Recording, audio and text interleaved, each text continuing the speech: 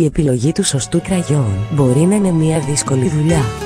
Έτσι, εδώ είναι ένας οδηγός για να σας βοηθήσει να επιλέξετε μια απόχρωση που είναι σωστή για σας.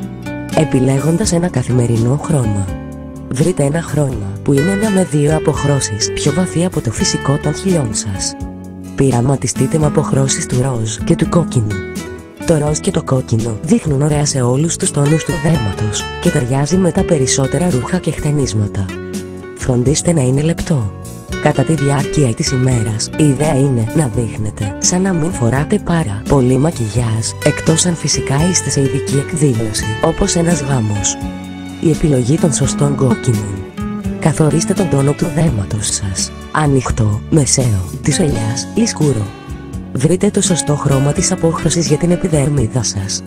Για ανοιχτό χρωμοδέρμα, κόκκινα κοραλί ή σκούρα, κόκκινα με ροζ τόνους.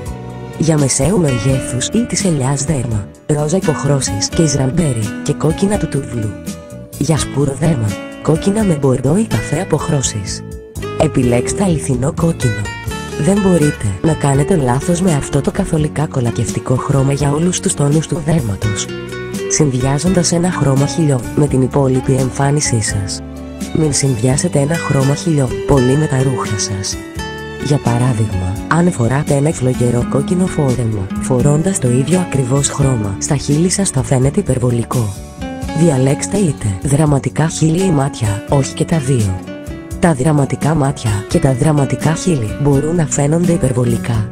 Αυτές οι οδηγίες προορίζονται για να είναι χρήσιμες, αλλά δεν είναι σε καμία περίπτωση κανόνες. Να θυμάστε ότι ο καθένας είναι διαφορετικός. Αυτό που φαίνεται καλύτερα σε εσάς μπορεί να είναι ανεξάρτητο από τον τόνο του δέρματος σας, έτσι ώστε να παίξετε με διαφορετικά χρώματα. Μπορείτε να βρείτε μια μεγάλη ποικιλία από κραγιόν στις καλύτερες τιμές στην strawberrynet.com, το καλύτερο online κατάστημα ομορφιάς.